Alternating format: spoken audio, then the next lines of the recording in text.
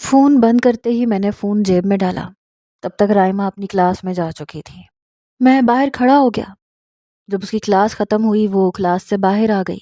میں اس کے پیچھے پیچھے چلنے لگا۔ وہ اپنی ایک دوست کے ساتھ تھی اور بہت دھیرے دھیرے باتیں کر رہی تھی۔ میں جانتا تھا کہ میرا یوں اس کے پیچھے پیچھے آنا اسے بہت پریشان کر رہا تھا۔ وہ کچھ ہی دیر میں لائبریری کے پاس کھڑی ہوئی۔ میں اندر آنے لگا تو کہنے لگی تمہارا یہاں کوئی کام نہیں ہے، تم یہیں کھڑے رہو۔ میں نے کہا ٹھیک ہے۔ لائبریری کا بیرونی دروازہ شیشے کا تھا۔ وہ اندر چلی گئی، اپنی دوست سے مسلسل باتیں کر رہی تھی، ساتھ ساتھ میری طرف اشارے بھی کر رہی تھی۔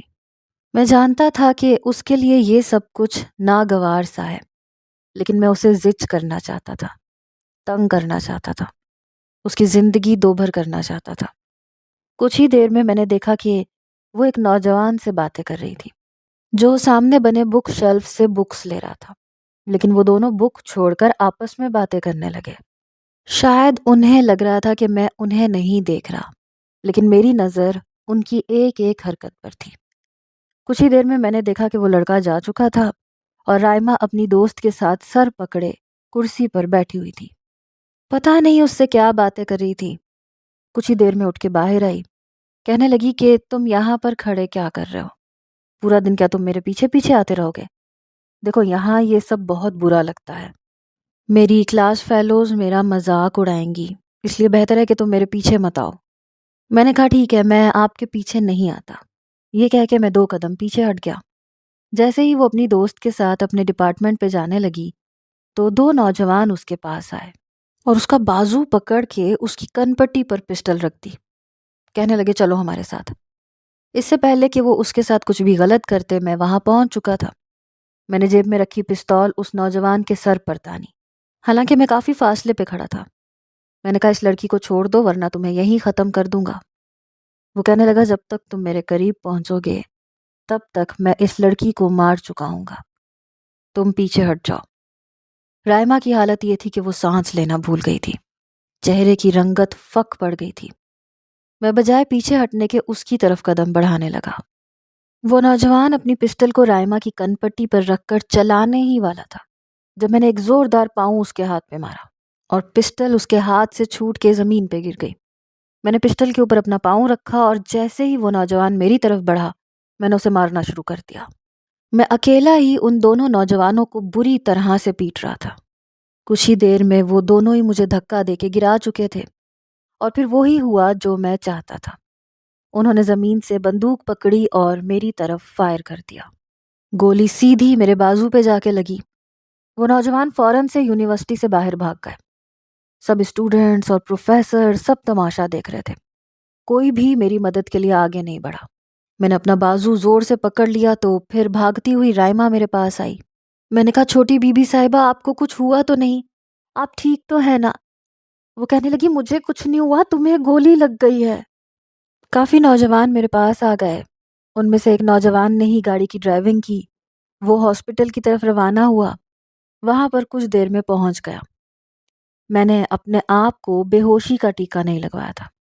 ڈاکٹر کا کہنا تھا کہ ایک دن میں ہاسپٹل میں ہی آرام کروں، لیکن میں نے انکار کر دیا۔ وارث شاہ کے دل میں میری جگہ بن چکی تھی۔ وہ اس بات پر بہت خوش تھا کہ میں نے اس کی بیٹی کی جان بچانے کے لیے اپنے بازو پر گولی کھائی تھی۔ بہرحال میں ان کے بنگلے میں نہیں گیا تھا بلکہ اپنے گھر پر ہی آرام کیا۔ لیکن جب میرے باپ کو اس بات کی خبر پہنچی کہ میں نے رائمہ کے لیے گولی کھائی ہے تو میرے والد بیرون ملک سے سیدھا پاکستان پہنچے۔ میرے کمرے میں جب آئے تو میں اس وقت سو رہا تھا، لیکن جیسے انہوں نے دروازہ کھول کر زور سے بند کیا میری آنکھ کھل گئی۔ کہنے لگے تمہیں کیا ضرورت پڑی تھی دشمن کی بیٹی کی خاطر گولی کھانے کی؟ میں نے کہا کول ڈاؤن ڈیڈ، میں ٹھیک ہوں۔ کہنے لگے تمہارا دماغ خراب ہو گیا ہے، تمہیں کیا ضرورت پڑی تھی اس کی جان بچانے کی؟ اگر وہ مرتی تھی تو مرنے دیتے۔ میں نے کہا ڈیڈ وہ میرے ہی آدمی تھے، انہیں میں نے ہی کہا تھا کہ میرے بازو کے اوپر گولی مارے۔ میری بات سن کر میرا باپ جتنا حیران ہوتا اتنا کم تھا۔ کہنے لگے میں تمہیں سمجھ نہیں پا رہا، تم چاہتے کیا ہو؟ میں نے کہا میں جب کر لوں گا تب بتاؤں گا، ابھی میں آپ کو کچھ نہیں بتا سکتا۔ وہ کہنے لگے موسیٰ میں تمہیں سمجھ نہیں پا رہا۔ میں نے مسکراتے ہوئے دیکھا۔ میں نے کہا آپ مجھے سمجھ سکتے بھی نہیں ہیں، بس آپ مجھ پر بھروسہ رکھیں۔ اور میں جو کر رہا ہوں مجھے کرنے دے۔ وہ کہنے لگے تم بہت پچھتاؤ گے، تم اگر یہ سمجھ رہے ہو کہ وارث شاہ تمہاری چالوں سے واقف نہیں ہوگا تو تم ایک بہت بڑی غلط فہمی کا شکار ہو۔ وہ بہت تیز انسان ہے، تمہارا پتہ کروانا اس کے لیے مشکل نہیں ہوگا۔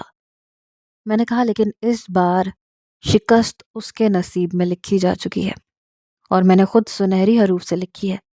آپ بے فکر رہیں، میں اس کو ایسے ہی حال میں چھوڑ دوں گا جس کی اذیت وہ کئی سال تک بھول نہیں پائے گا۔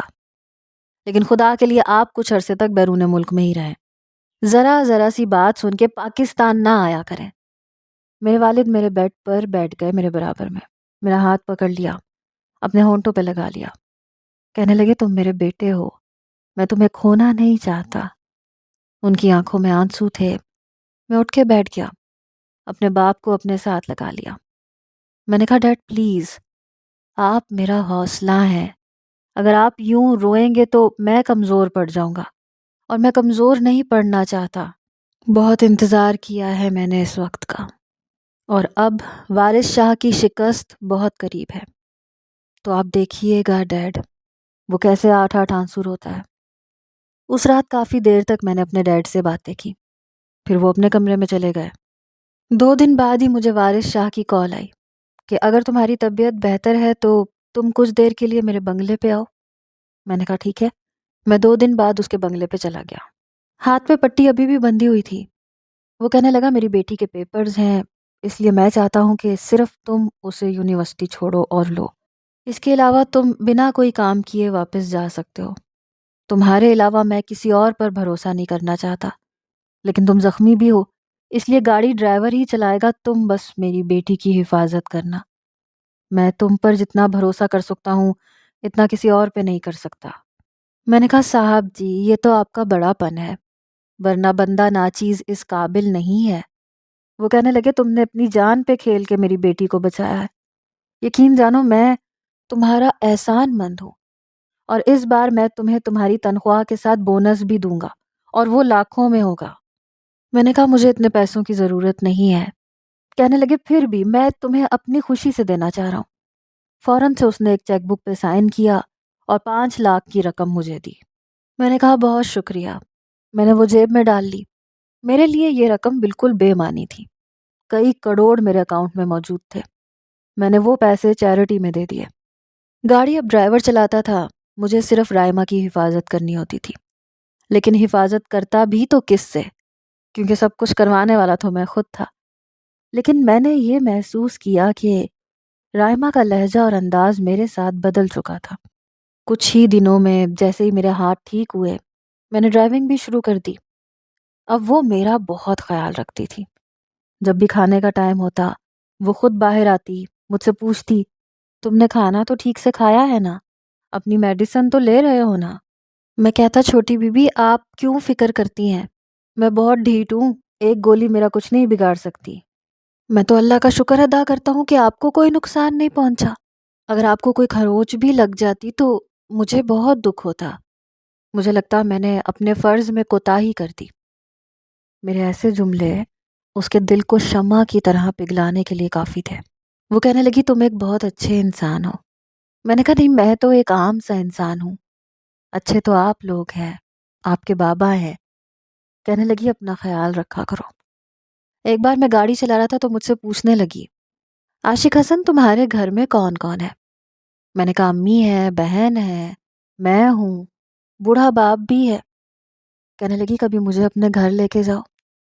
یہ سن کر میں کچھ پریشان ہوا کہ اسے اپنے گھر کیسے لے کے جا سکتا ہوں، میرا تو ایسا کوئی گھر نہیں تھا۔ میں نے کہا چھوٹی بی بی آپ میرے گھر جا کے کیا کریں گی، آپ محلوں کی رانی ہیں، میرا چھوٹا سا غریب خانہ ہے، میں خود کو اس قابل نہیں سمجھتا کہ آپ کو اپنے گھر لے کے جاؤں، آپ کے شایان شان میرے گھر میں کوئی جگہ نہیں ہے جہاں آپ کو بٹھا سکوں۔ کہنے لگی میں بھی ایک عام انسان ہوں، اور میری بہت سی دوستیں مڈل کلاس فیملی سے بھی تعلق رکھتی ہیں، اور میں ان کے گھر بھی جاتی ہوں، میں ان لڑکیوں میں سے نہیں ہوں جو اپنے باپ کی دولت پہ گھمنڈ کرتی ہیں۔ میں نے کہا ہاں یہ تو میں نے بھی دیکھا ہے، آپ بہت مختلف ہیں۔ بہرحال اب وہ مجھ سے باتیں کرنے لگی تھی، کبھی کوئی بات کرتی کبھی کوئی بات کرتی۔ ایک بار یونیورسٹی میں نے پھر رائما کو اسی نوجوان کے پاس بیٹھے دیکھا، باتیں کرتے دیکھا۔ میں نے اپنے موبائل سے اس لڑکی کی تصویر کھینچی، اور یوں کھینچی کہ کسی کو مجھ پہ شک نہ ہو۔ گھر واپس جا کر میں نے وہ تصویر دلاور کو سینڈ کی۔ میں نے کہا اس لڑکے کے بارے میں مجھے ساری انفارمیشن چاہیے، یہ کون ہے، کیا کرتا ہے، رائما سے اس کا کیا تعلق ہے۔ رات کو میں سیدھا اسی فلیٹ پہ پہنچا جہاں دلاور اس نوجوان کو اغوا کر کے لا چکا تھا۔ اس نوجوان کے ہاتھ اور آنکھوں پہ پٹی بندھی ہوئی تھی۔ میں کرسی اس نوجوان کے سامنے گھسیٹ کے بیٹھ گیا۔ وہ کہنے لگا کون ہو تم اور مجھے یہاں کیوں لائے ہو؟ میں نے کہا میں کون ہوں یہ جاننا تمہارے لیے ضروری نہیں، لیکن میں تمہارے بارے میں سب کچھ جانتا ہوں۔ تم کون ہو، تمہارے گھر میں کون کون ہے، مجھے سب پتا ہے۔ دیکھو میری تم سے کوئی دشمنی نہیں ہے، میں نہیں چاہتا کہ کسی دوسرے کی نفرت میں تم ضائع ہو جاؤ، اس لیے رائما سے دور رہو۔ وہ کہنے لگا تم کون ہو اور رائما سے تمہارا کیا تعلق ہے؟ میں نے کہا یہ جاننا تمہارے لیے ضروری نہیں ہے۔ 3 بہنوں کے اکلوتے بھائی ہو، اگر تمہیں کچھ ہو گیا تو سوچو تمہارے گھر والوں کا کیا ہوگا۔ میری یہ بات سن کے وہ لڑکا گھبرا گیا۔ اس لڑکی کا پیچھا چھوڑ دو، ورنہ میں تمہیں زندہ نہیں چھوڑوں گا، اور میں تمہارے ساتھ کیا کیا کر سکتا ہوں اس کا اندازہ تو تمہیں ہو ہی چکا ہوگا۔ کہنے لگا وہ مجھ سے محبت کرتی ہے۔ میں نے کہا مجھے اس بات سے کوئی غرض نہیں ہے کہ وہ تم سے کرتی ہے یا تم اس سے کیا کرتے ہو، تم اپنی زندگی بچا لو یا پھر محبت بچا لو، فیصلہ میں تم پہ چھوڑتا ہوں۔ آئندہ اگر تم مجھے اس کے پاس نظر آئے تو سمجھ لینا کہ تمہاری زندگی کا کاؤنٹ ڈاؤن شروع ہو گیا ہے۔ میں نے کہا میں بڑی شرافت سے تمہیں سمجھا رہا ہوں، لیکن یہ آخری بار ہے، میں دوسرا موقع کسی کو نہیں دیتا اور تمہیں بھی نہیں دوں گا۔ تم اپنی زندگی کے ذمہ دار خود ہو کے۔ یہ کہہ کے میں نے دلاور سے کہا کہ اس لڑکے کو وہیں چھوڑ دو جہاں سے لائے ہو۔ یہ کہہ کے میں واپس اپنے بنگلے میں آ چکا تھا، سگریٹ پہ سگریٹ پی رہا تھا۔ لیکن جب میں اگلے روز وارث شاہ کے گھر گیا تو اپنے سامنے خاور کو دیکھ کر میرے تن بدن میں آگ سی لگ گئی۔ وہ پورے 6-7 سال بعد واپس آیا تھا، رائما کے ساتھ بیٹھا تھا، اس سے باتیں کر رہا تھا، اور میرا فشار خون بڑھ رہا تھا۔ پھر وارث شاہ سے کہنے لگا کہ بابا اس بار الیکشن میں کھڑا ہوں گا۔ وارث شاہ کہنے لگا تم میرا غرور ہو، میں کھڑا ہوں یا تم، مجھے کوئی فرق نہیں پڑتا، تم میرے بیٹے ہو، سبھی کچھ تمہیں نہ سنبھالنا ہے، ویسے بھی اب ہمارے مقابل کوئی نہیں ہے۔ بڑے گھمنڈ سے وہ کہنے لگا ہمارے مقابل اب کوئی ہو بھی نہیں سکتا، خاور شاہ کے سامنے کوئی بھی نہیں ٹک سکتا۔ اس کا یہ کہنا تھا جب میں قدم بڑھاتا ہوا اس کے سامنے آ کے کھڑا ہو گیا۔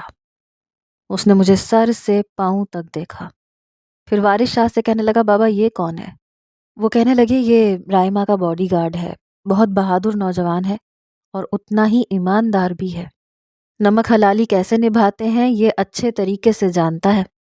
خاور کہنے لگا یہ تو اچھی بات ہے۔ میں اس کی آنکھوں میں آنکھیں ڈالے دیکھ رہا تھا، بڑی نفرت سے دیکھ رہا تھا، شاید وہ اس بات سے واقف نہیں تھا۔ رائما کہنے لگی بھائی اس بار ہم آپ کو اکیلے واپس نہیں بھیجیں گے، ہم نے آپ کی شادی کرنی ہے۔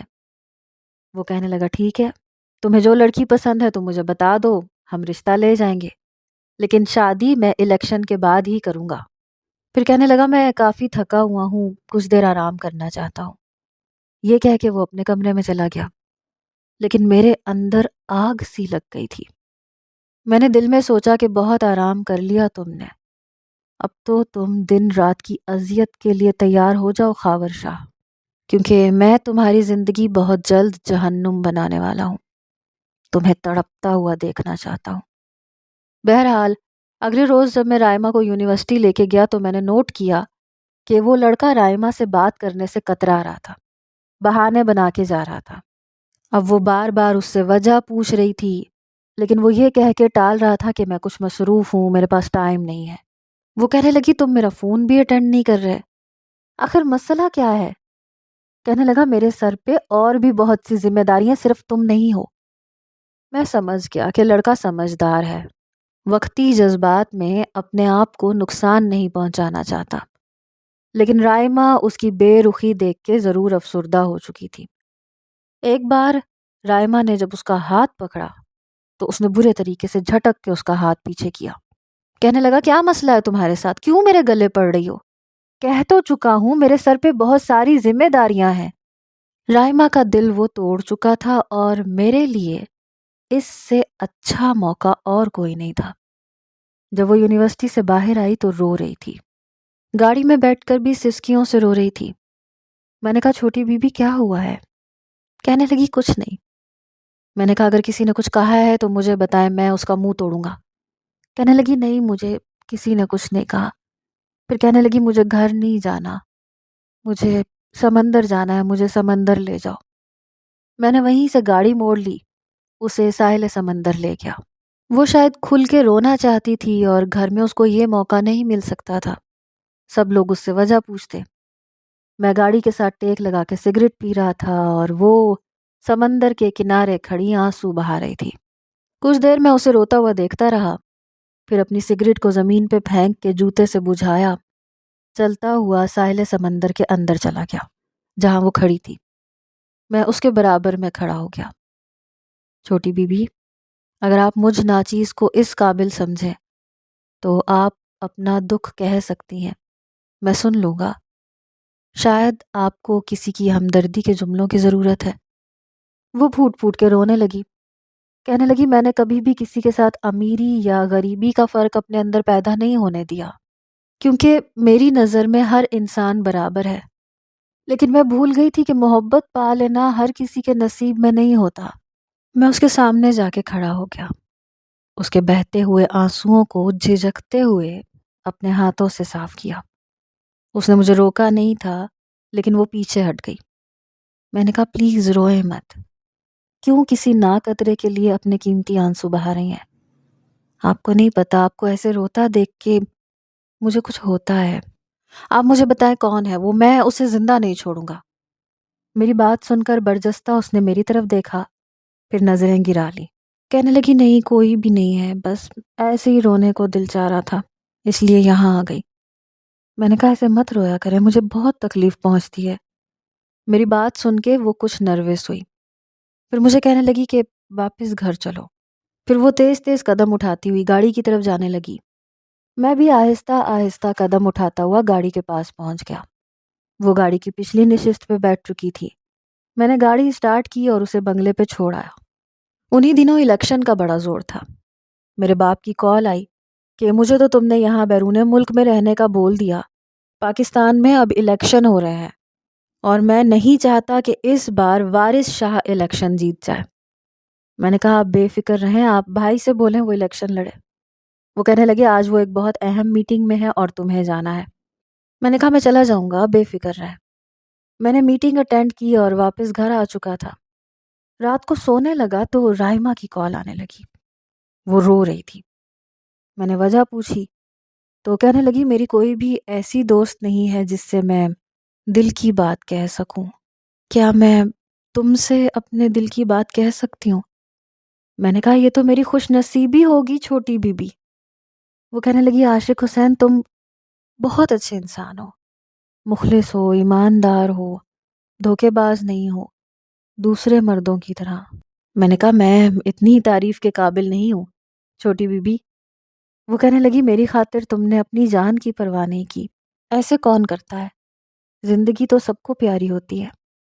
میں نے کہا، جو رگوں میں زندگی کی طرح دوڑنے لگے اس کی خاطر عاشق حسین سب کچھ داؤ پہ لگا سکتا ہے، اپنی زندگی بھی۔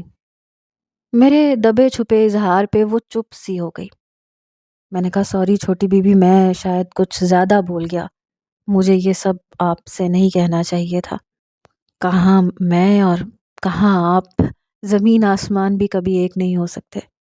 پتہ نہیں یہ دل حیثیت دیکھ کر محبت کیوں نہیں کرتا۔ میری یہ بات سن کر اس نے فون بند کر دیا۔ اگلے روز جب میں اسے یونیورسٹی چھوڑنے گیا تو وہ مجھ سے بات نہیں کر رہی تھی، لیکن میں سامنے لگے شیشے میں اسی کو دیکھ رہا تھا۔ وہ کافی نروس تھی۔ جیسے ہی یونیورسٹی کے سامنے میں نے گاڑی کھڑی کی تو وہ گاڑی سے اترنے لگی۔ میں نے کہا، چھوٹی بی بی، آئی ایم سوری، میں رات کو کچھ زیادہ ہی بول گیا تھا، شاید آپ کو برا لگا ہے۔ اس نے کوئی جواب نہیں دیا، گاڑی سے اتر کے یونیورسٹی میں چلی گئی۔ رات کو میں نے رائما کو کال کی، دوسری بیل پر اس نے فون اٹھا لیا۔ میں نے کہا مجھے معاف کر دیں چھوٹی بی بی، مجھ سے غلطی ہو گئی، مجھے میری غلطی کی اتنی بڑی سزا مت دیں، مجھ سے بات کرنا نہ چھوڑیں، میں آپ کی ناراضگی برداشت نہیں کر سکتا۔ میری باتیں شاید اس کے دل پہ اثر کرنے لگی، کہنے لگی معافی مت مانگو پلیز۔ بہرحال میں اپنے مقصد میں کافی حد تک کامیاب ہو چکا تھا۔ رات دیر تک میں رائما سے باتیں کرتا رہتا اور وہ مجھ سے۔ جب بھی میں اس کے ساتھ جاتا وہ اب میرے ساتھ فرنٹ سیٹ پہ بیٹھتی تھی۔